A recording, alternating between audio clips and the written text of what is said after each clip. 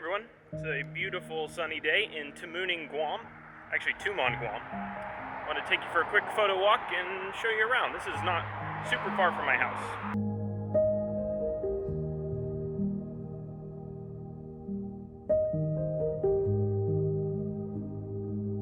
There are a lot of places down here that have been closed for months now because of the pandemic. I moved to Guam about 3 months before the pandemic. So a lot of these places I've never even tried, but this is like the main strip, kind of the main drag of the tourist section, and probably half of it to 3/4 of it is closed.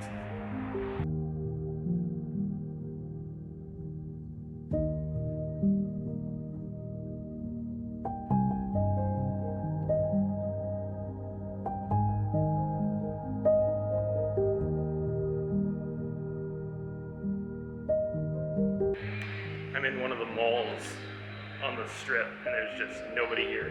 No stores open at all.